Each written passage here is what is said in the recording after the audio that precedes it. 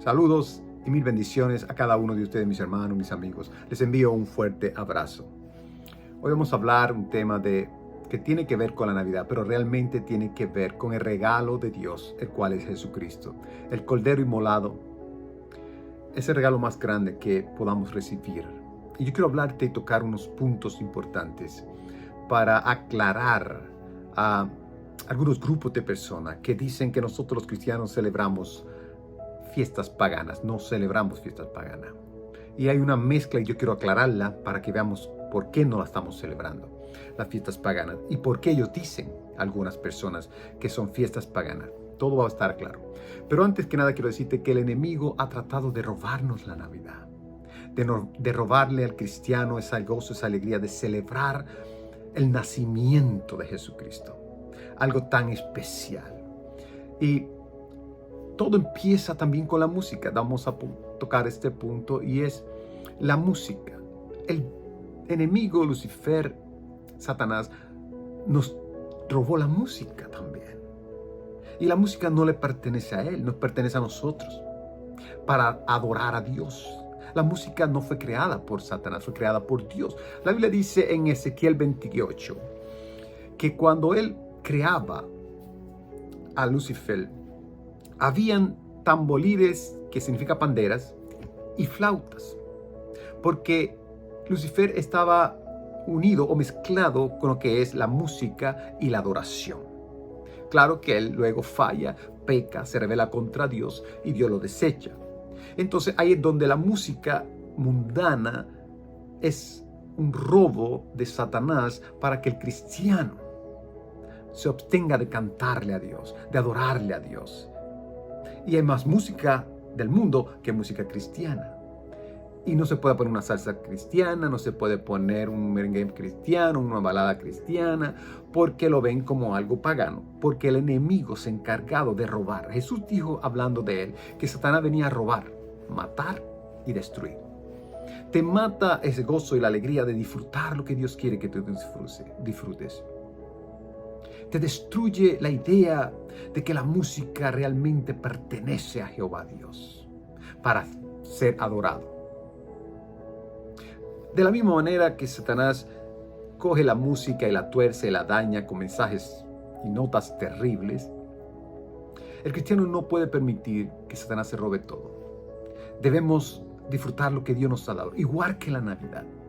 La Navidad, Satanás ha tratado de robársela, como enseñar que son fiestas paganas, que no se debe celebrar. Pero cuando usted escuche bien este mensaje, se dará cuenta que la Navidad es algo lindo, el nacimiento de Cristo, y cómo el cristiano celebra y el por qué lo celebra, y no hay nada pagano ahí.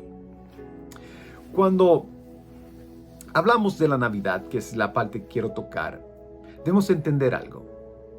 La Navidad surge. La primera vez que se celebra una Navidad fue el 25 de diciembre del año 333 o 336. Es Roma quien celebra una fiesta. Y ellos daban regalos, pero ellos tenían algo pagano, y era que ellos celebraban esa fiesta también al sol. Y esa fecha, 25 de diciembre, que ellos la usaban para algo pagano, la usaron también para añadir la Navidad. Y de ahí es que surge que la Navidad es pagana. Pero escucha bien todo para que podamos entender que la Navidad realmente no es pagana. Eso que te acabo de mencionar sí lo es. Cuando ellos tratan de hacer eso, el cristianismo empieza a entender que cuando Jesús nace, vinieron unos magos del oriente y trajeron oro, trajeron incienso, trajeron mirra, y ellos lo tomaron como un regalo, que en verdad eso era para adorar, era una ofrenda de adoración a Dios. Pero de ahí empieza a surgir en el cristianismo lo que se llama el regalar cosas. Cuando en Turquía hay un obispo que era generoso, una persona muy generosa, era una persona que quería dinero, y después tomaba ese dinero y compraba regalos. Esos regalos él los daba a los pobres, a los niños. Incluso le gustaba esconderlos a veces para que cuando lo buscaran encontraran el regalo. ¿ok? Es una buena generosidad, nada que ver con la fiesta de regalo que celebraba Roma el 25 de diciembre, porque todo el mundo hace fiesta. E incluso el mismo pueblo de Israel, para el mes de septiembre y octubre, ellos tienen una fiesta que es la fiesta de la alegría, y es una fiesta bien parecida. No es pagana. Si todo es pagano, porque nosotros celebramos el 25, entonces los que nacieron el día 25 son paganos. Los padres, las familias que murieron el día 25 eran paganos. Los aniversarios que usted tiene de boda es pagano, porque usted lo celebra el 25 de diciembre. O sea, hay que tener sentido común de entender las cosas. Ahora, ¿de dónde surgió el árbol? Porque lo que hacía Roma y celebraban esas fiestas y regalos, no estaba el árbol de Navidad. El árbol de Navidad surge en Alemania. Eso fue para el año 1100, no sé, cerca de ahí. Tengo el pueblo, porque no me he aprendido el pueblo. Es un pueblo que se llama Germánicos. Eso en el norte de Alemania. Y ellos tomaban ese árbol que para ellos representaba vida, esperanza y renovación. Y ellos hacían una fiesta con ese árbol, que es el pino, el que nosotros usamos. Y el cristiano que se forma ahí cristiano se da cuenta que ese árbol dice, oh, vida, Jesús es la vida. Habla de esperanza, la salvación es esperanza. Habla de renovación, de cambios. Entonces lo adaptaron para la Navidad, pero le añadieron las luces, porque Jesús es la luz del mundo. Le añadieron una estrella arriba, porque la estrella de Belén. Y entonces el árbol empezó a tener vida. Eso empezó a regarse en Alemania, se regó en Inglaterra y llegó a Estados Unidos. Cuando llega a Estados Unidos, pues ustedes saben, hubo una explosión.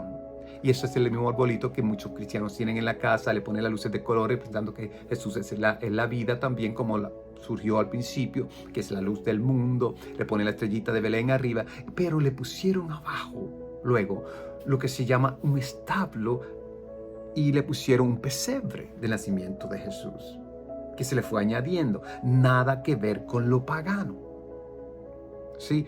Y de ahí es que surge, no era la misma fiesta. Ahora, que si la fecha que se celebra es pagana, ya le mencioné antes, pues entonces, si naciste el 25, eres pagano, no, y no concuerda, no cae. Pero sí creo que Jesús no nació el 25 de diciembre. Eso está claro. Hemos estudiado eso por mucho tiempo. Había ya nieve para ese tiempo. En Belén no había nieve cuando estaban los pastores con las ovejas, con el cordero, buscando el cordero. El niño lo envuelve en un pañal, porque había frío, pero no había nieve. Así que yo asumo que según hemos estudiado es septiembre y octubre, pero nadie sabe exactamente cuándo nació. Ahora, y eso concuerda con una fiesta de Israel para el día de septiembre, el día de octubre, que es una fiesta de gozo y alegría. Ahora, lo que yo quiero hablarte, para que te claro, que la música cristiana, el cristiano tiene que tener miedo si la letra se refiere a Dios, si es para adorar, si es para celebrar algo que no sea una dañina, sexual, motivación de asesinato, nada de rock, nada que tiene que ver con porquería, nada de eso. Igual que la Navidad. La Navidad es la celebración de regalo de Dios para nuestra vida, que es Jesucristo. Es un regalo por gracia. Y debemos celebrarlo, podemos celebrarlo. La Biblia no lo dice que lo celebre, ¿cierto? No dice que use un árbol de pino para celebrarlo, pero la Biblia tampoco dice que te lave la boca con Colgate. O sea, la Biblia no dice que te pongas desodorante. La Biblia no dice muchas cosas, pero por lógica tú lo haces para lucir bien, para estar limpio. Amén. Ahora yo quiero hablarte de algo. En la ciudad de Galilea, en Galilea, en una ciudad llamada Nazaret, había un matrimonio llamado José y María. María estaba embarazada y se pone una ley que había que ser empadronado en tu nacionalidad natal, de donde tú vienes natalmente. Y ellos tenían entonces que viajar de Nazaret a una ciudad llamada Belén, en Judea. Esa distancia aproximadamente había, creo que 145 a 150 kilómetros de distancia. Estamos hablando de 90 millas a 93 millas de distancia. Tomaba 3 días por lo menos llegar allí, pero si ibas con camello y mujeres embarazadas o niños pequeños, te tomaba de 6 a 7 días. Ellos tuvieron que tomar un camino de 6 a 7 días. Había un atajo, era pasar por Samaria, pero no era muy recomendable porque Samaria y los judíos no se llevaban entre sí. Habían conflictos entre ellos y no quería José arriesgarla Así que yo creo que se tardó aproximadamente 6 a 7 días a llegar allí. Cuando llegan allí al mesón, todo está lleno. Ella está embarazada, ya tiene 9 meses, a punto de dar a luz. Y llegan ahí, las camas están tomadas, los cuartos están llenos y no hay lugar para ellos en el mesón. No fue una casualidad. Dios no quería que el niño naciera en una de esas camas. ¿Por qué? Porque en esas camas se acuestan las personas. Ahí hay pecadores, ahí se acuestan personas, aunque sean buenas personas, arrepentidos o lo que fuera. Pero en esa cama hubo personas que eran pecadores, se acostaban ahí. Y Dios no podía mezclar, escúcheme bien, porque si lo santo en el Antiguo Testamento tocaba lo inmundo, entonces se hacía inmundo. Por ejemplo, cuando el sacerdote se santificaba y tocaba a un muerto, era inmundo. ¿Sabe? Tenías que separarte y purificarte de nuevo. Y Dios no quería que pasara eso con Jesús.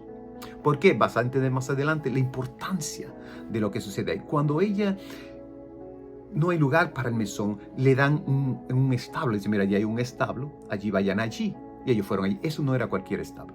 Aquel establo era un establo muy limpio, era un establo que estaba protegido por unos pastores que eran unos profesionales, expertos, que se dedicaban a cuidar el cordero, se dedicaban a que la oveja fuera limpia, sin manchas, sin arruga, sin defectos, porque así decía la ley, que no podía ser ofrecido un animal con defecto a Dios, tenía que ser limpio, santo, como Abel cuando tiene una situación donde él ofrece sacrificios, dice que él le ofrecía a Dios lo mejor de su ganado.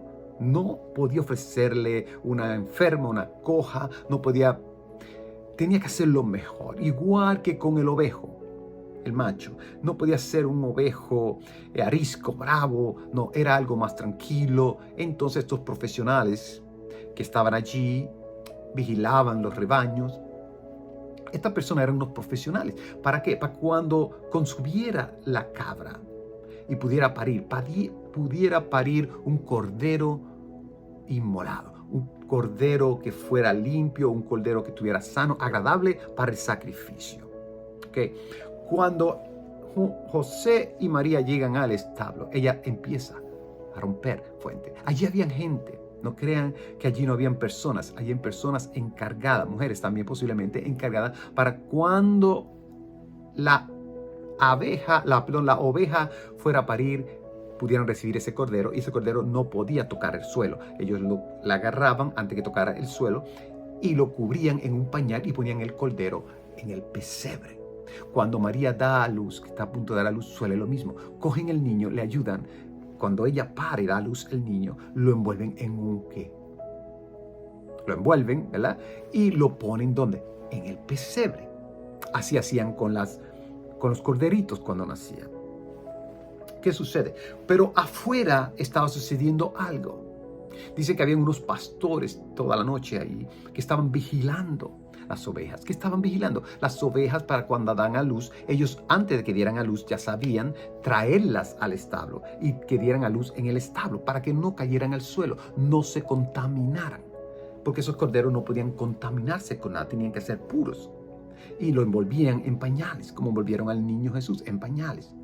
Y lo ponían en el pesebre. Volvido en pañales significaba que no había contaminación en él. A diferencia, por eso que Dios no quiso que fueran en aquella cama, porque había contaminación. El cordero inmolado de Dios tenía que ser como la ley era, tenía que cumplir con los requisitos de la ley y tenía que ser puro y santo. Cuando ellos estaban allí, estaban preocupados, porque estaban esperando que alguna de las ovejas ya tuvieran o dolor o de alguna manera que ellos pudieran identificarla y pudieran traerla al establo para que diera luz o pariera, que es la palabra correcta, pero vamos a usar cualquiera de las dos, y pariera y pudiera salir un cordero para el sacrificio. Pero aquella noche no parían. Estaban un poco preocupados, tal vez estaban tristes porque no había. Hay momentos dados en tu vida que tú no tienes el resultado que tú quieres. ¿Cuántas veces tú quieres algo de Dios y no llega en el momento y el tiempo se te está acabando, pero Dios no hace nada? Eso es lo que tú te crees. Dios tiene un plan perfecto y tenía un plan perfecto para traerle gozo a ellos, y era un plan perfecto que iba a traer un sacrificio perfecto para toda la humanidad. Cuando ellos están así preocupados, de repente se le aparece un ángel y una luz resplandece, un resplandor enorme. Y le dice el ángel, eso está en el libro déjame leerlo, y disculpen, ¿verdad? Que tengo la Biblia acá. Pero sí quiero leer una parte de esto. Dice, nacimiento de Jesús. Aconteció que en aquellos días que se promulgó un edicto de parte de Augusto César, que todo el mundo fuese empadronado. Este primer censo se hizo siendo Cirenio gobernador de Siria. E iban todos para ser empadronados cada uno a su ciudad. Y José subió de Galilea, de la ciudad de Nazaret, que fue la que le dije, y de Judea a la ciudad de David, que se llama Belén, por cuanto era la casa y la familia de David, para ser empadronados. Y aconteció que estando ellos allí, se cumplieron los días de su alumbramiento. Y dio a luz un hijo primogénito, y lo envolvieron en pañales, y lo acostó en un pesebre, porque no había lugar para ellos en el mesón. Dice, había pastores en la misma región que velaban y guardaban las vigilias de la noche sobre su rebaño. Estaban buscando una que estuviera ready para parir, para poder traerlo al establo y allí poder hacer que pariera y ponerla en un pesebre en pañales. Y aquí que se le apareció un ángel del Señor y la gloria del Señor lo rodeó de resplandor y tuvieron gran temor.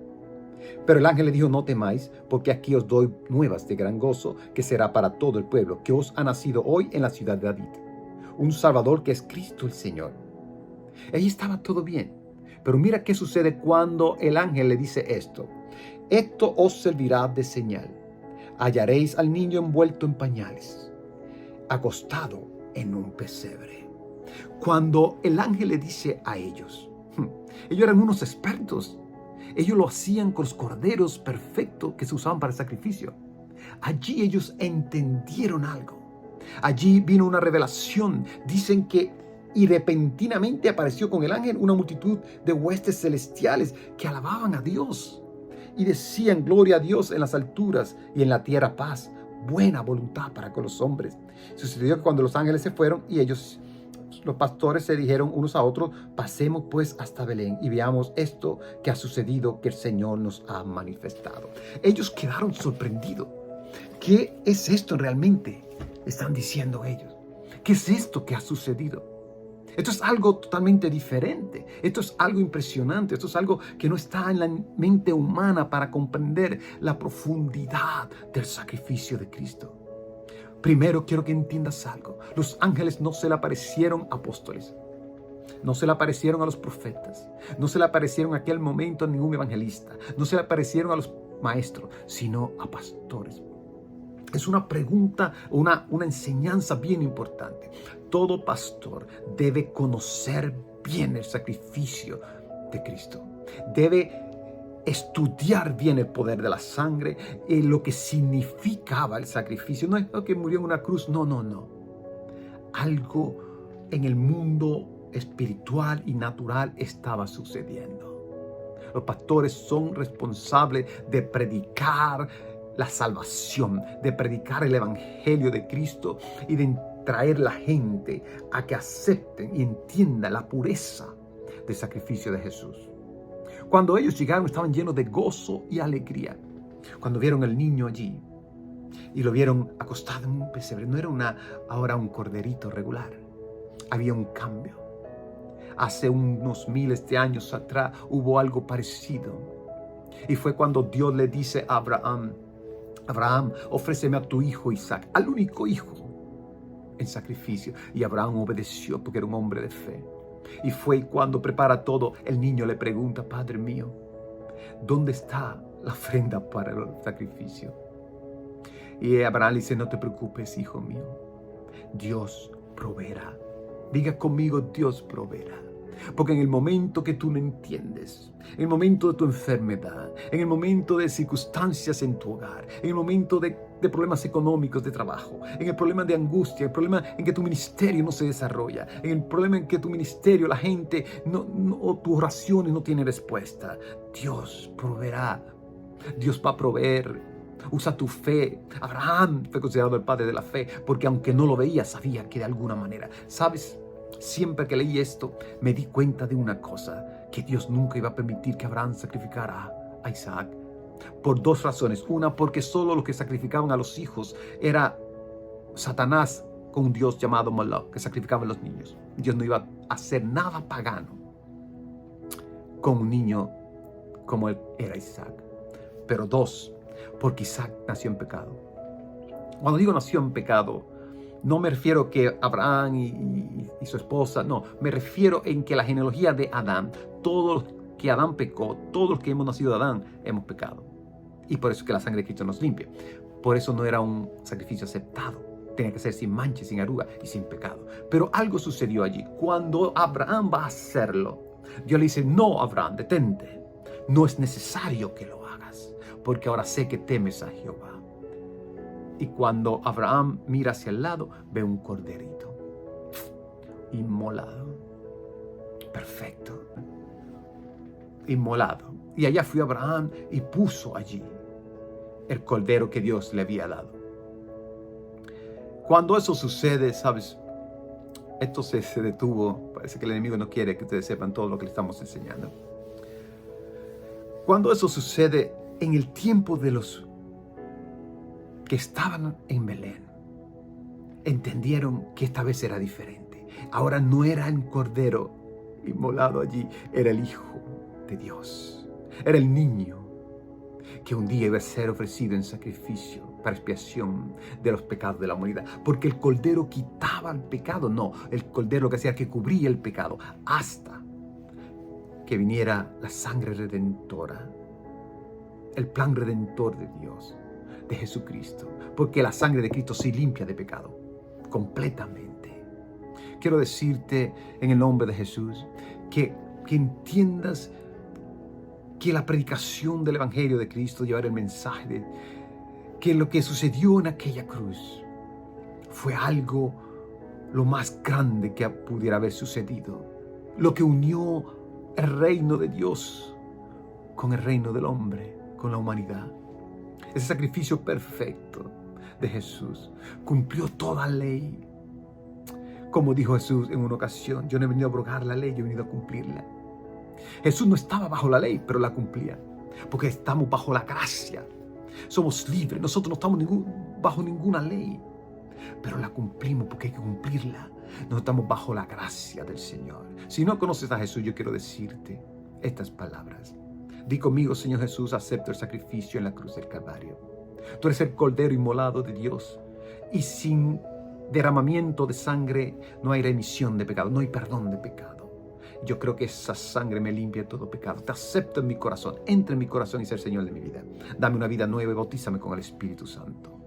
Ve a una iglesia, lee la Biblia, ora y predícale a la gente de esta Navidad, de que Jesús es la Navidad, ese regalo más precioso que podamos tener, que podamos celebrarlo con alegría, con gozo y dar regalito a los niños y dar regalo a la familia y también reconocer que Él es el regalo más grande que podemos tener y que Dios nos ha dado. A Jesús, la salvación, el Cordero de Dios, la vida eterna y una vida para vivirla con Él por toda la eternidad. Los bendigo, los amo mucho, les envío un fuerte abrazo. Los quiero, se me cuidan y recuerden, Jesús es el regalo de Navidad para ti y para toda tu familia. Nos vemos pronto.